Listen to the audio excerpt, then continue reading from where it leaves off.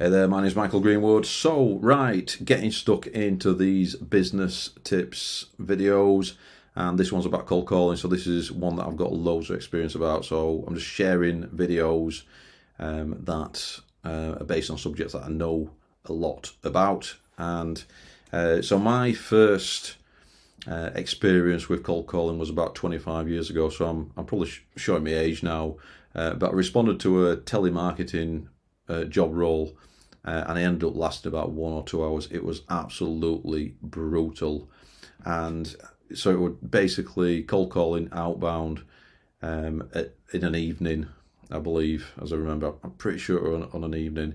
And I think it was timed on an evening because that's when homeowners were getting home from work and stuff like that and sat in front of the TV. And probably at the most available, but probably the least receptive, really. So you call them, and they would pick up, and then you get all the objections. I can't remember any particular calls, but one. Do you know what? It might have even been in the day. It might not have even been at night, as I remember. But I've kind of got a vague memory. I definitely remember walking into the really small office with about 10 or 12 other people in there. Everybody had a phone. Everybody had a phone book. There were no computers, no laptops or anything like that.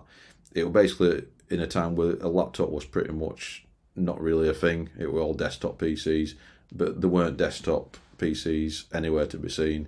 And you just had people sat at the side of each other opposite you as well on a long table in a relatively small room, just phoning homeowners basically. I can't remember what we were selling, but I just remember my time there ended either at the point of or shortly after me laughing my head off at somebody who answered the phone in a really high pitched voice, and I just kind of couldn't handle it. It was like a pressure cooker in there, and I just burst out laughing uncontrollably, really. So that's how it kind of ended. So I either got fired or it was like a mutual thing, or I might have even said, "This is not for me. I can't do this." But I did fail that, but I did kind of get back on the horse later on with an inbound B2C sales job, and I did that for about 4 years in a call centre, which was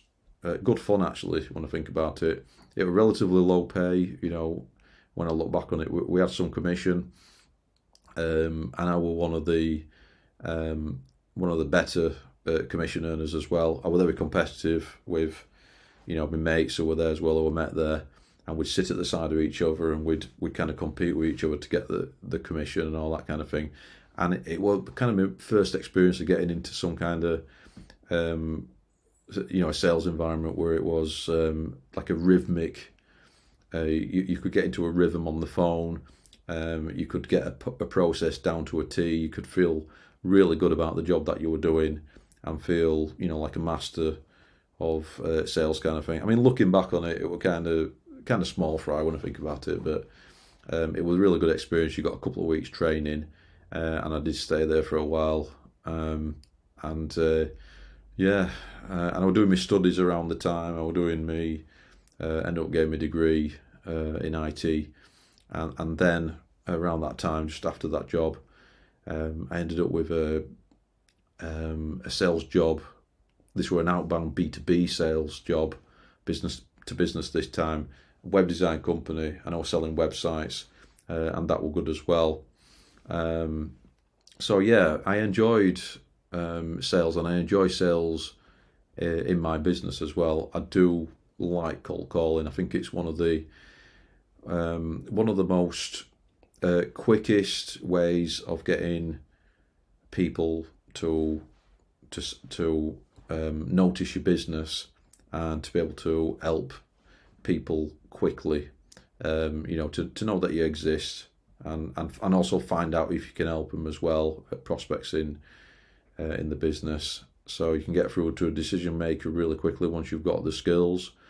It takes a lot of practice. It takes a lot of time on the phone, and a lot of practice as well. And it does go hand in hand with other marketing as well. So when you're doing cold calling, I would recommend having a social media presence as well, especially these days. It was less important. Well, it wasn't really a thing back then, but these days I'd say you need to have videos online so people can actually check you out and reviews and stuff like that. So they go hand in hand. I do your organic SEO and your social media at the same time as doing your cold calling. If you're watching this and just kind of starting out in business and wondering how to get your first few clients, I would recommend cold calling, most definitely. It's quicker than organic social media, but I would do organic social media at the same time. But I mean, a lot of people do DMs and get good business in with that, but cold calling for me is definitely one of the best. So let's get started. Number one is to research your prospects. So you'll notice that I don't say leads. I do say prospects. I noticed that a lot of people say leads, and leads for me, the way that I've been taught, or the way that I've learned, is leads are people who've raised their hand, and they're interested, and they've shown some interest. So prospects are people who don't yet necessarily know about you, and you're reaching out to them, and there's a chance that they may be a good fit, and you're looking to do a discovery call with them, see if they're a good fit. But before you can research your prospects, you need to know what type of customer you're looking to acquire. And I would recommend coming up with an ICP, which is an ideal customer profile or ideal client profile, where you write down exactly who you're targeting, who your target audience is, their demographics and perhaps psychographics as well, so their likes and interests and things like that. And you can do that on a Google Sheet. You don't have to have a CRM just yet, like HubSpot. And I would write down decision maker's name or names. I would write down business name, email, web address, LinkedIn profile, obviously phone number, mobile number if you can get it, office number at least, and then write all those details down. And then when you've got a list, you can start cold calling basically. But before then, you need to create a script. And creating a script is not going to make you sound robotic. I know that's what some people think, but you need to follow a framework on a call so you can control the call and you can be efficient and you know how long things are going to take. Because at the end of the day, whether you write down a script or not, you're going to be following something, and you may as well reduce your cognitive load and just think about the things that you need to think about and actually follow a framework so you're not missing out questions. So it gets messy and you have to go back later on and say, oh, I forgot to ask you this, and all that kind of thing. What we're talking about here is having natural conversations and speaking only 20% of the time as well. So getting the prospect to speak 80% of the time, that's pretty much key. You want them talking most of the time because then they'll tell you the information that you need in order to diagnose their problem. Then you know if you can help them, then you know if you can make them an offer. So in terms of a two-call close, which is what I do, I set up I call them once to set up a second call to then close them. So the first call is really just to set up the meeting, which is over Zoom or a phone call or maybe even a face-to-face, but mostly Zoom. And then on that second call, I'm looking at closing them and taking a deposit. So that's pretty much how I do it. Sometimes I won't take a deposit, but a lot of the time I will. Depends on how high ticket it is a lot of the time, but getting a little token gesture deposit at least, even if it's just a small amount, just to give them, just so it's a micro commitment basically, is really key to it all really. And there's this running theme of getting micro commitments essentially, where you're getting them to, you can say things like, if we did this and this, would it seem reasonable that you get results? And you ask them kind of coaching questions, and if they say yes, that's a micro commitment. So you're getting them to come to the conclusion themselves by asking them questions. For example, if they say, oh, well, Facebook ads doesn't work and you sell Facebook ads, then you can say, well, okay, well, why don't you think it works? And they say, oh, we used this agency before, and then you can break down, well, what did you think it were about that agency that didn't work well? They didn't change the creative. They let it run for 2 months. Right. So, and then you start to, because there's two things you need to sell when you're selling a service. You're selling the idea of the thing that the thing works, i.e. Facebook ads in that instance, and yourself as a company, and that's where your evidence and your social proof and speaking with conviction comes in, that you can do it. But without them believing that the thing can work, like the Facebook ads, they're not even at the stage to then pick a supplier, i.e. you. So yeah, prepare for your objections early on as well, before you call. What you can do is pre-frame things to say, look, so you give them a call. I'd like to meet tomorrow at 10 over Zoom, and that's going to be a second call.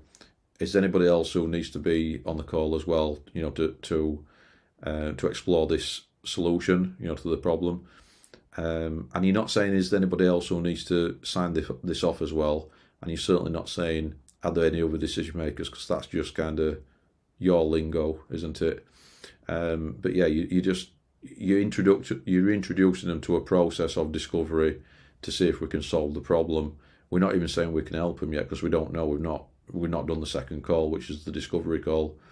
When it actually comes to the second call, then you may have objections of, let's say you couldn't get all the decision makers on the call. You might have that objection. Oh yeah, I just need to speak to my partner.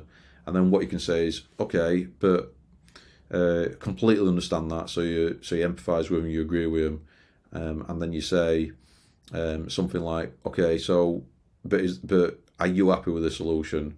And is it just a formality, just a courtesy really to speak to your partner? And if they say, yeah, I'm happy with it, yeah, I just want to run it by I'll run it by him. And then what you can then say is push a bit more.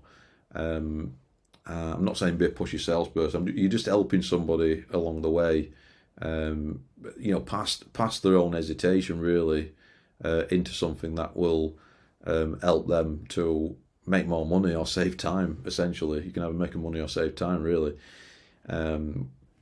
So what you can then say is, okay, and then you can talk about dream outcome and the why that you've gone through in the discovery. So why are you doing the business? Okay, that's because you'd like to go on this holiday and buy this big house, and your kids can go through university and all that kind of thing, and financial freedom and get more time back. So you'll be able to make more money to then hire more staff and take yourself away more from the business. And you believe that this can help you to do that, don't you? Yeah. Okay, you're getting micro commitment. Okay, if we don't do this, what do you think will happen? Well, I think we'll probably just do the same, or even do worse, because we're kind of declining on the route. Okay. So, and it's just really just a courtesy to speak to your wife, isn't it? Yeah. Is there anything else? Is there anything that she could actually say to stop you from wanting to go ahead with this? Oh no. So you basically, you're overcoming that objection entirely, because really, the wife or the husband or whatever is not going to stand in the way of the business having a better chance of working and being able to go on holiday and all that kind of thing. So lots of objections as well. I mean, you might get like for that's like a second call objection. On the first call, you might get you might phone up and it might be, hi, is that James? Yeah, that's James. Yeah, this is James. Oh yeah, I'm just wondering, can you take on any more customers at this time? Oh, yeah, definitely. And they might say, yeah, but I'm a bit busy right now. Send me an email with some details. And what I would say to that is, well, usually when I send emails, it's just like a polite way of saying you're not interested. But the thing is, I've not really told you anything to be interested in at this time. So, is there a better time when I can give you a call? In fact, if you've got your diary in front of you now, then I'm available tomorrow at 10. Can I give you a call then? And then that becomes your first call. So then that might turn into a free call close, because that first call is almost like a non-starter anyway, so it almost like doesn't count. So when I say it's a 2-call close, you might actually have 5 calls altogether. You might have 3 calls just to get them on the phone. The first call might be the gatekeeper, and you're finding out when Pete is in. He's usually in after 2. All right, yeah. Oh, he's out on site. Oh, he's up a ladder until 2. Right. I'll call him back tomorrow then. So really, your first call starts when you've spoken to the decision maker. Your second call starts when you booked a time when it's mutually convenient, and you're going to have a good half an hour to start to explore that problem. It's very much like going into a doctor's, and so in terms of if you just went into a doctor's and you said, right, give me some aspirin, the doctor said, whoa, easy cowboy. Let's have a look at you first. Let's diagnose you, because the doctor knows that diagnosis is absolutely key to it. In fact, prescription without diagnosis is malpractice. So that's the exact same as you will need to be in the discovery calls. One of the objections you might get on the first call is, well, I don't know, we aren't really going to budget them on, but how much does it cost anyway? Just so I know, how much does it cost? And what I would say to that is, well, I don't even know if I can make you an offer yet. So I'd have to find out if you're a good fit, because we don't just work. We've got to make sure that we're going to be able to get you results, and even in the second call, if you're a couple of questions in and they say, I've got this call coming up now. Oh, right, well, let's just postpone the whole thing then, because we need to go through all the sequence, really. But just tell me what the price is. Well, I don't even know if we can make you an offer yet, unfortunately, because not fully diagnosed if we can help you and understood what you're looking to achieve, like where you are, where you want to be. We can't possibly even put a price on it before we've even started. Yeah, but what do you usually charge a business like ours? And you've got to really stick to your guns with that kind of thing. So I can do another video on objection handling if you want, if there's a demand for it. Next up is time your calls wisely. The way that I like to do it is build up a bit of a picture of the decision makers. So you can do this a lot of the time through gatekeepers, and I never pitch to gatekeepers, but what you can do is speak to them to get an idea of the comings and goings of the decision makers, which can be quite good. So that's good. So that's one of the things that I do. But generally, you want to. I like to make some calls at 8 a.m, 8:15, that kind of thing. If they're early risers, they'll get in before the team. They'll be there before 9. I think there's a misconception about calling between 9 and 5. I mean, a lot of dentists, for example, they might be working until 7, so you can catch them at 5:30, you can catch them at 6:30, you can catch them at 7 and stuff like that. They might not necessarily want to talk to you, but it's a good time to catch them if they're quite busy as well. So it's that balance between when they're not going to have done like a full day, and they might have done a full day, be quite frustrated that they need some more help. And maybe if you sell video production services, a recruitment video could help them to get another dentist on board and reduce some of their workload. So yeah, time your calls wisely is a good tip. Next up is track your performance. So this is test and measure. So if you're going to make 100 cold calls, how long does it take you to make the call? What's your call time? What's your kind of downtime between calls? You want to reduce that, because that's where the procrastination creeps in. And what's the quality of the calls as well? Because you need to look at the outcomes. How many appointments are you booking in for the amount of time that you're on the phone? And also, as a business owner, when you're looking at working more on your business than in your business, sales is their operational task essentially. And the long-term goal, I would say, would be, you're going to keep talking to people, obviously, but you need to be building out a team. I'd say if you're looking at scaling and growing something which is Going to help more and more people. So yeah, I'd say iteration is key here. Time doing the thing, picking up the phone, getting started, taking action as soon as you watch this video. Basically, there's enough in this video to get you started. So number 6, follow up, absolutely key. The money's in the follow up, I promise you. No point in really just calling somebody once and then, or having a list of 1,000 people and then just calling them all like that. You've got to set when you're going to call them back and keep momentum going. So the way that it usually works is pick up the phone, ring, get a voicemail or something, leave a voicemail, pick up the phone again, maybe get one of the press 1, press 2, press 4 for this ones, maybe wait and then get through to a gatekeeper receptionist, and then hopefully you've got that. Please, when you're putting your data together, when you're doing your step 1 research your prospects, have a decision maker's name. I mean, get it off Companies House, find it somehow, because when you're actually phoning up, you want to ask for them by first name, really. So it's Kate on reception. Hi Kate, put it through to Dave, like that, and then speak with conviction, and then increases the chances you're getting put through on that. But yeah, completely follow up, and when it says send follow up emails, it doesn't mean in that call when they say, I don't have time to speak to you, send me an email with the details. Don't send them an email with the details. Literally, that's an objection. So it's, look, usually when I send an email, it doesn't really go anywhere, so I really need to speak to you about this potential opportunity and see if you might be a good fit for it. I can jump on a call tomorrow at 10, or do you prefer 11? And then do it that way. And then obviously, make you additional calls and try different ways to get him through as well. You can send him a LinkedIn message. You can send them a message on X or Instagram.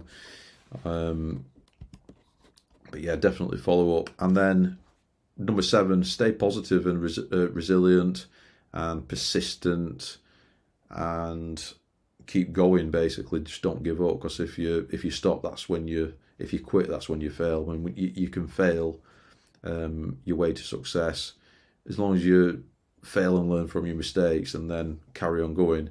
That's the key to it all. So you will learn when you've got time doing the thing, and just be positive. Just speak with a smile on the phone. Just really believe that, believe in what you do, and that really helps. If you've got something that really is genuinely of help to people, it's almost like your ethical and moral responsibility to tell as many people about it as possible. If you're getting, we just had some fantastic results for a client, 11.4x ROI on Google Ads spend.